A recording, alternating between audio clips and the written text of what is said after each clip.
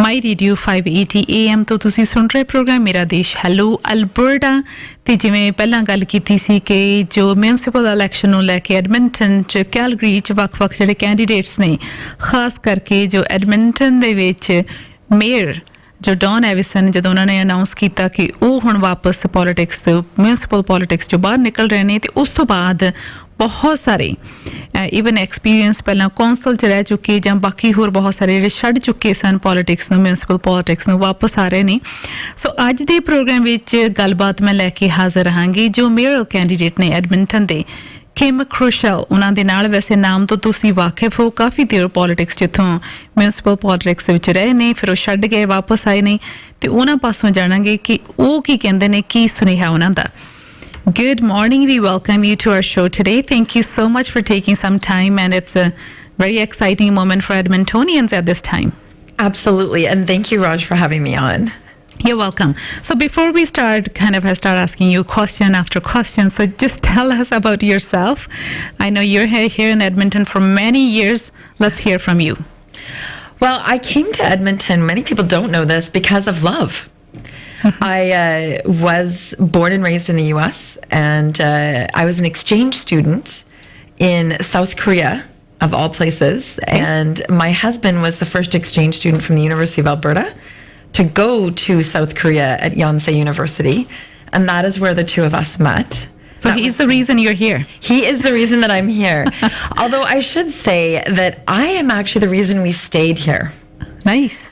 I love Edmonton, and what I love about it, and what I think if we could bottle and market, is the fact that I've never lived in a city where people care so much, where we have so many people from so many different cultures, but we all volunteer. We all care about our neighbors, and I know that there's been some struggle, certainly more in the media lately, but I love the fact that Edmonton is a place that believes in community. Thank you so much. That's about you, and you have worked in this community, in this city for years. Absolutely. How many years you're here in Edmonton now? I have been in Edmonton over 30 years. Over 30 years. Yeah. So in that time, I know you have done many businesses, you have done lots of work in the city too. So how did you decide to go for city council first as a councillor? Well, what I was doing was I was an executive assistant to former city councillor Larry Langley, who at that time represented the southwest of Edmonton. And so as an executive assistant, I was on the front lines. I was the person when people called their councillor, in this case Larry, to get their potholes fixed or to talk about a neighbor dispute. Or we had an issue with school surplus sites, or we had an issue with dogs barking. I was the person who was answering that phone on a daily basis.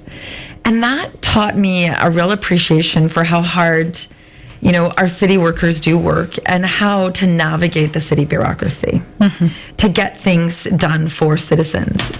And over the years, I learned a lot of different areas of the city, understood, why is it that we weren't doing calcium chloride in the past on our roads. I learned about what are some of the challenges that our city faced. So for example, when I was working for Larry, we did an inquiry where I researched on how many neighborhoods were we fixing. Right. And we weren't fixing many back in 1995. We actually had 22 neighborhoods in 1995 that needed total reconstruction, which costs you and I, the taxpayer, triple the amount if we had gone in at the right time and resurfaced the road.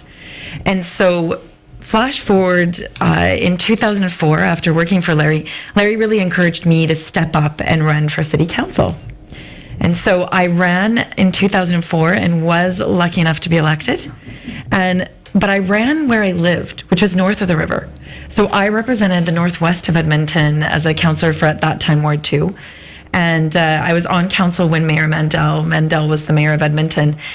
And I put all of that research and understanding of the city that I had from being an EA to work for Edmontonians as a city councillor. So on that neighborhood renewal issue that I talked about, I did that same inquiry in 2005, so exactly 10 years later. And it turned out we needed 83 neighborhoods totally reconstructed.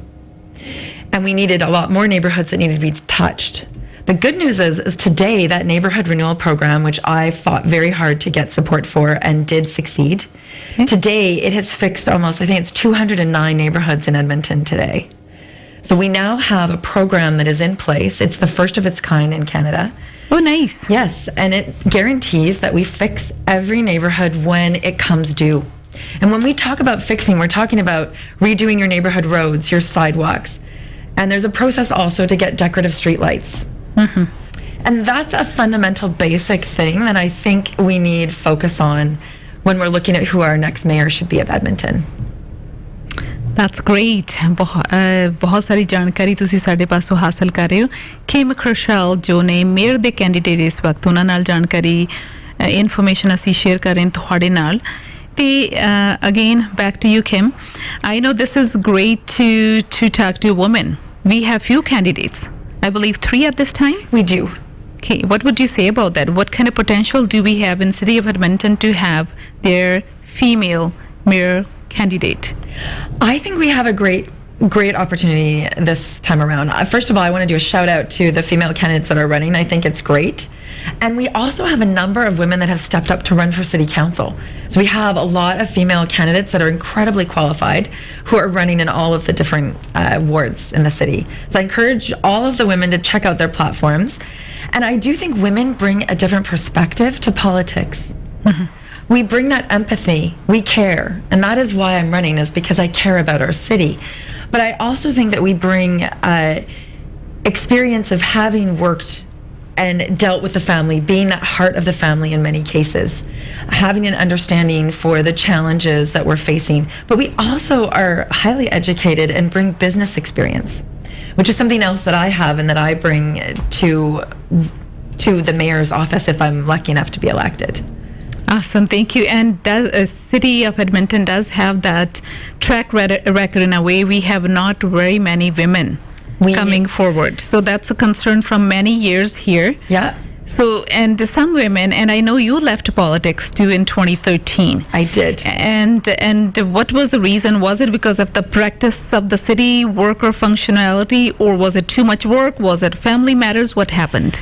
What happened to me is in 2012, my in-laws, unfortunately, my mother-in-law got diagnosed with early onset Alzheimer's, and my father-in-law got diagnosed with a really rare skin cancer called Merkel cell carcinoma. So when my husband and I and our whole family came together, my mother-in-law had specifically asked me to help be the main caregiver for her husband, my father-in-law. And they had a farm outside of Edmonton. And my father-in-law, he liked to complain a lot and was reminded me of some of the constituents that I helped with on a daily basis. I was super fond of him, and he loved politics. So we had him live with us. I decided to leave city council in 2013 to be the main caregiver for my father-in-law in particular. And I don't regret doing that. I think that unfortunately at the time I was on council, we did have 5 women at one point on council. But for that 2013 period in politics, we did have a woman run for mayor. It was Karen Levivici. She was not successful. Obviously, we know Don Iveson won that election. And at the same time, a number of other female councillors decided to leave for various different reasons. I think flash forward to today, yes, we only have 2 city councillors that are female. I think, though, that the time has come that we see a female mayor and that we also see more women get on council. And while that's not the main reason, obviously, why I'm running, I certainly think that when you look at qualifications, what differentiates me from the other candidates is the fact that I have the type of experience I have, both understanding the city bureaucracy and how to navigate it, which you need to do in order to make a real difference and make change. That I also was a city councillor for 9 years and got a lot of things done for Edmonton. But also that in 2015, I co-founded my first tech company in the legal space with my husband, where our software is used by law firms across Alberta. And then 2 years ago, we started our second tech company, which is in the cybersecurity space, where we've designed a video meeting platform where we can digitally ensure and ID verify that when you're meeting with your lawyer, when you go to meet with your lawyer, you don't need to meet with your lawyer in person. You can sign all your documents like mortgages and business documents. And cybersecurity is certainly something that is a big issue that business is facing, and I have that type of expertise. And I've seen what's happening in the tech world. And I think our next mayor needs to understand innovation and technology now more than ever. Because if we're going to be a city that has jobs and opportunity, especially for our young people, which matters to me because I have a 21-year-old son, we need to position ourselves so that we can be ahead of the curve and have those jobs for the future. Thank you so much. And this time, what made you decided to come back in the politics? What made me decide to come back into politics is it's because I do care. I feel that Edmonton is unique in the fact that we do have people that care about community, and I'm worried we're going to lose that. I'm worried that we're going to lose our young people. I am hearing and seeing a bunch of our young people who are graduating from universities, not necessarily coming out and getting a job here in Alberta or in Edmonton. My family left. I know how it works. And I'm concerned about that because we rely on that sense of community, and we want those young people to stay in Edmonton. And actually, when I was on city council, I created Edmonton's Next Gen, which was engaging 18 to 40-year-olds in our city to figure out, how can we be attractive? How do we keep and retain you? So to see this, migration, I'm worried about it. And I also feel it's really important to involve all of our communities. Immigration is really critical for our city to be successful. So what can we do to attract more immigrants? What can we do to ensure that young talent out there comes here? And a lot of that is going to be our position on the jobs of the future. Again, I know that you spent many years in city council before too. Now you wanted to go take a next step and just lead the city. Yeah. Within, I know you were saying that the community, volunteerism and being close to each other, there was people who were caring about each other. When did that all change? Because at this time, from few years, people are concerned in Edmonton. They have no voice heard in the council by mayor. When did these things changed? What do you say? It's interesting because I am hearing stories about that. And it's sad. I don't think that that's the direction that we want to go at the city of Edmonton. I think that there are some things that we can change. One of the things I've heard from people is the customer service side of the city. I've heard that loud and clear. And so, the 311 system, I was on council when we started the 311 system, which is kind of the area where if you have a complaint, you're going through there. And we used to have a hybrid approach. So you could call 311, but when you had more, detailed questions or more information that you needed, you would be actually patched through to the city employee who was on the front lines working in that particular area. And that's changed. So today, the face of the city is the 311, and those operators work very hard to try to solve people's problems. But it gets very frustrating for citizens when they have more questions that they're asking, and the city doesn't necessarily respond in the same way. So sometimes innovation and technology is great. It certainly has given us vaccines, for example, which is helping us deal with COVID. But sometimes innovation and technology can be very faceless. You don't feel like you're connected. So one of the things that I would do as mayor of Edmonton is work on that customer front service. I want to maintain our 311 system. It's critical. But I think we need to do more of that hybrid approach that we used to have. When I look back on 2013 and before 2013 and today, we are a bigger city, and I understand that. But we don't want to lose that ability to connect. And I feel that we are. I think some of the ways that we can address that is using technology in a different way.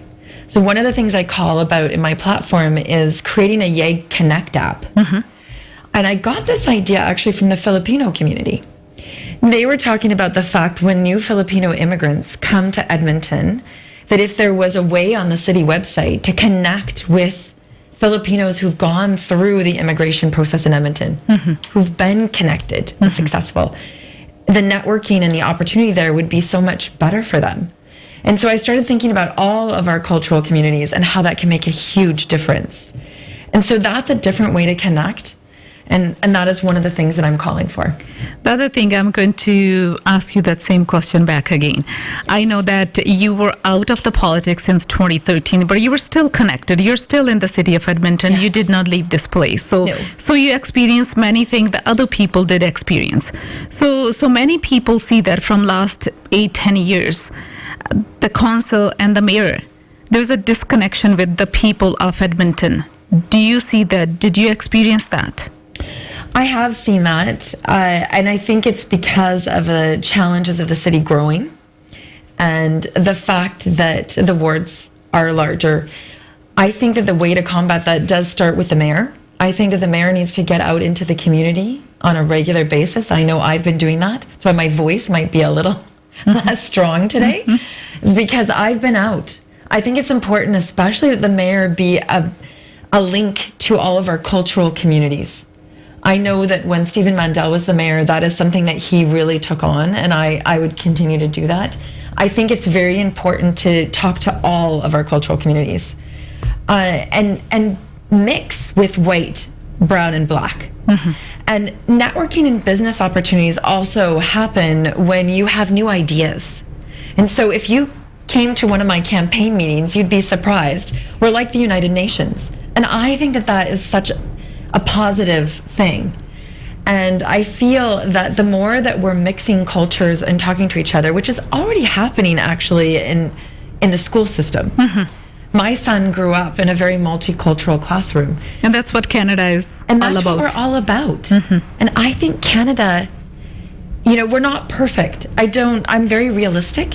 Yes, systemic racism exists, but I think it's how we decide to approach things, how we interact, how we connect, that can overcome these barriers. Are we going to be perfect? No. But I do think Canada, when you look globally, is the leader in trying to figure out how do we all come together and collaborate and make things happen versus how do we divide and have fear and make it so that, a woman wearing a hijab feels fear in her city. We need to come together, not apart. Thank you so much for answering all those questions. I know a few are going to be the tough ones. The other thing is transparency. That's a big one for Edmontonians. Sometimes we compare Edmonton and Calgary. I know that when we talk to the candidates and the comparison is wrong in a way, they have different needs. I know it's close cities, it's very close. But on the other hand, is Edmonton's transparency is a big issue. The other thing is environment is a big one. Everybody in this world is talking about that, and using that calcium chloride, that was a big one for the city of Edmonton for many people. What would you say about that? Well, there's no question. When I was on council, and even when I worked for Larry Langley, we had researched calcium chloride. The problem with calcium chloride is that it will literally destroy your infrastructure because the chemicals will eat at your infrastructure. So when I was talking earlier about the neighborhood renewal program, which is so critical to making sure that older neighborhoods get fixed, and that, when new neighborhoods become older neighborhoods, that they also are fixed, that putting calcium chloride on our roads is the opposite of helping us do that. And this is where I think the current city council, you don't have on council a councillor who's been around for as long as and the type of experience that I had. And I think if I'm elected as mayor, I bring that perspective of understanding. We put gravel down on our roads and did the sand process because it was a way for us to still keep the roads relatively and for the most part safe during the winter to the extent that we can, but not actually using chemicals that affect our vehicles, but also affect our driveways and our concrete and these sewers that we have been replacing underneath the ground, which is so critical for all of us to have the quality of life that we have. So that is some of the information. And you brought up climate change. Climate change is really critical. And if we're going to be successful, we need to be leaders in figuring out ways to address climate change. One of the things people don't really talk about is the fact that innovation and technology is one of the things we're going to need to have happen in order to address climate change. To give you an example, I was at the Global Leadership Summit, actually in Holland, at The Hague. And we saw technology where a guy has developed the ability to create an iceberg in the Gobi Desert. So I have seen some hope in terms of, and I have hope in humankind with how much new innovation is happening that can help us combat. But the other thing that we need to talk to Edmontonians about is what we can do. What are the day-to-day things that we can do? And I want to tell you, I'm learning every day.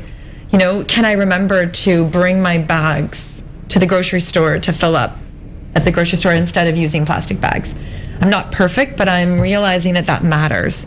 And so those kinds of things that we can do, you know, every little bit that we can do to help our environment is important. So talking about environmental issues in here, city buses, LRT, Yes. waiting time, people who were taking 20 minutes to reach to their work, now they're taking 25, 30 minutes. They're idling longer because of the train, the infrastructure, the new one. It's the new system, and it is causing time is money. People are waiting on the streets longer. So what would you say about that? Well, I'm very concerned. When I was on city council, we started the LRT process. We had a very big debate on council on the reason why we built the LRT. And lots of people don't understand this, but the policy was changed. When I was on council, we were going to build it for goods movement, which meant that we needed to get it to Sherwood Park in St. Albert really fast. And those routes would have been different if we had continued in that direction. And I fought for that. But we ended up going with a different direction, which is the primary reason we're building the LRT is to move people around, but it's for land use planning. Land use is kind of, think of New York. That's the idea that you have high density, lots of people living near an LRT station. The problem is that we're a region.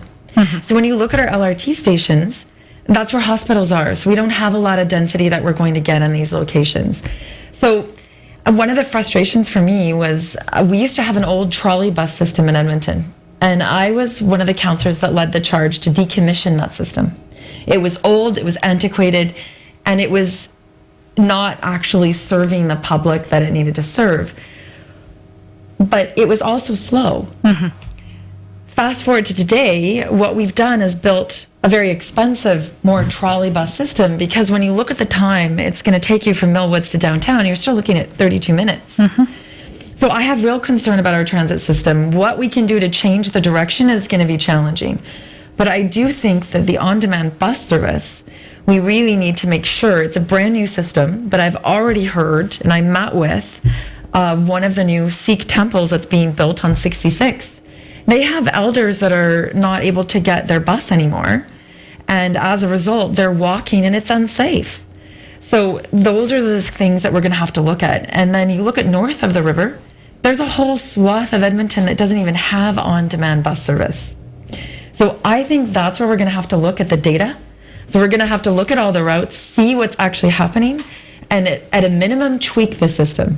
Because if we do a whole new change, it's going to end up costing us even more money, I suspect. So what I'm going to have to do and what our council's going to have to do, we're going to have to review and really constantly monitor how are we serving the public, because having an active transit system is critical to get people to jobs, to get people around the city. And right now it's not working as well as it should. What kind of damage do you see is done which is not reversible in the transit system that's done recently? Well, certainly the routes for the LRT are problematic, and you know, those decisions were made and those routes are now the way they are. It's not like we can go change the southeast route. So we're going to have to try to do what we can to improve and make it a better system as much as we possibly can based on the existing system routes that we have today. Thank you so much. And another question for you. When you go door knocking, you talk to people, different communities, different part of the city. What are their main concerns they're bringing up to you? Certainly what I'm hearing the most, the top 3 issues are jobs, opportunity, real concern that there needs to be opportunity to keep young people in Edmonton. So I'm hearing that. I'm hearing community safety. The fact that there is a lot of theft happening, that there is concern about safety in general. And then the third thing that I'm hearing from people is taxes. That they pay a lot of taxes, that their taxes have gone up, and they're right about that. My own taxes in my house doubled since 2013. and yet they don't see the value that they're getting in terms of those services. So they're not seeing the correlation between the taxes they're spending and the services they're getting. Now, not everybody is negative. There's lots of people. The good news is they care about Edmonton. That comes through.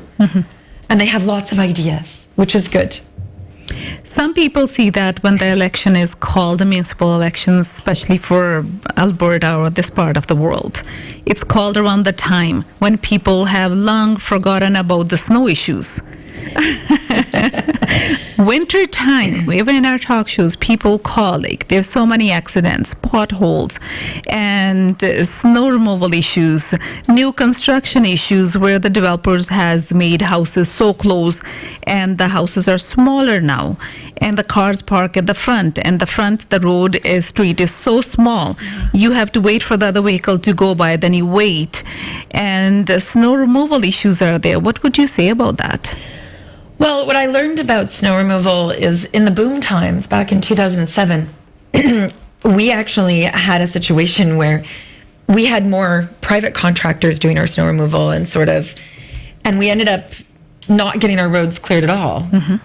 So we learned from that, and we had a balance where we had, almost not quite 50-50, but a certain amount contracted out and then a certain amount that was in-house. I think that's the balance that you want to have in snow removal. Because if you're in boom times, your contractors may not respond.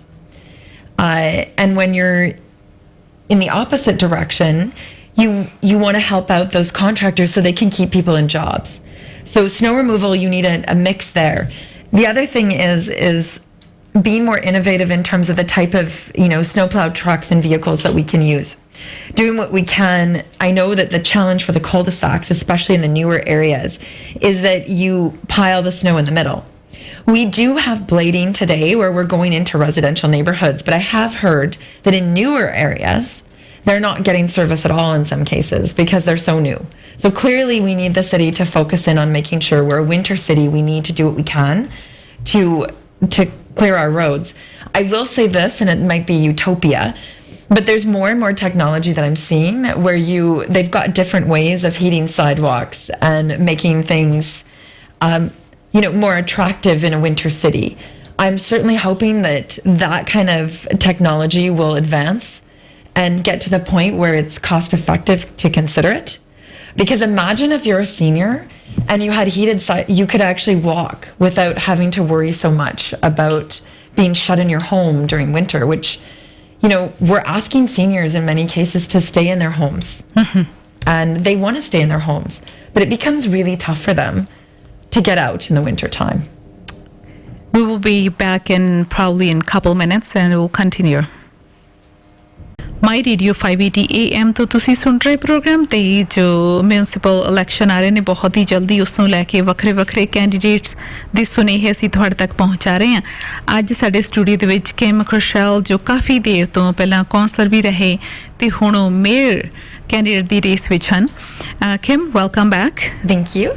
So any other areas where you think you have your strengths in to build the city here onwards to a better city in Canada? Well, certainly jobs in the economy are really critical. If you go to my website and you check out my platform, you'll see that I talk about a vibrant and connected city. We need a vibrant city because people won't come here if we don't have arts and cultural activities and all the things that make us love the quality of life here. Then I talk about economic recovery through this pandemic. Many people are hurting. What are we going to do about helping us get through this? But then we need to talk about economic growth. And then I also talk about those core services. So we talked about transit. We need the grass cut, making sure that we're providing appropriate police service and fire service, those core services, and having customer service. And then the other thing that I talk about is supports for our most vulnerable. But all of this depends on us having a thriving economy. If we don't have jobs and opportunity, then we're not going to have the economic opportunities that we need, and we're not going to generate the economic revenue that we need that can help us support those that are most vulnerable. So the number one issue facing our next mayor and council is jobs and economy. And then safety and the law and order in the city too. Yeah. And we were talking about the technology, your role in that. So if you can share with that our listeners Absolutely. too. One of the things I learned is that you do want government support in areas, but in technology, one thing that we did is we realized that there were tech companies that had developed technology locally in Edmonton that needed to get to the next level. They needed higher, bigger investment, and they needed a platform so that people understood that they were moving up in the tech world. And so we started a thing called BarTech. Okay. And what it was we had a barbecue in my backyard. We took 11 technology companies and we got media and investors to just show up and check out our local tech. And we started with just the 11 tech companies. We ended up having 5 events pre-COVID.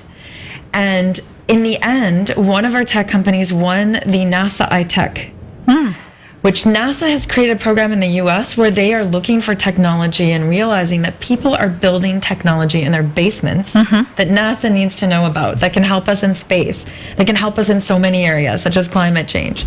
And so we ended up, that first company won, and then we started encouraging others. We have had more tech companies make it into the NASA iTech program, either the top 10 or win, than any city in the world. And so I would like us, if I'm elected as mayor, to bring, for example, be the city that has host the first international NASA iTech. For young people, there's a whole area nobody pays attention to. I fought very hard to get our new downtown arena. And I have a 21-year-old son. You talk to a lot of the boys in our city and young men in our city, they game. And girls are gaming now too. They make a lot of money on the internet. To give you an idea, esports, the World Series League of Legends surpassed the Super Bowl in 2017 for viewership. We need to be utilizing our new downtown arena, our expo center, and actually bringing esports in, which brings a lot of revenue. So we need to think about what's coming. And we need to help our local technology companies by having the city of Edmonton validate technology. In other words, use technology to improve our lives and provide better service when it makes sense to do so. And so we need to think local. We also need to look at our procurement policy. We have not done a good job of helping local companies when we can. So for every tax dollar we spend, we need to think about what we're doing to help our local construction companies, to help our local trucking companies, to help our accounting firms, to help our law firms, to make sure that everybody is benefiting when we're spending the dollars that's tax money. Well, thank you so much. You shared lots of information, and any message from you at the end for our listeners? What I would say to our listeners is really look at everyone's platform. I think we need our next mayor to be an agent for change. And I think that I am the right leader at the right time with the right experience. And so I ask for your support. And the election is October 18th, so it's coming around the corner. I know it's been tough for people with COVID. And the last thing I want to say is that I do have hope. I have hope for Edmonton. That is why I'm running.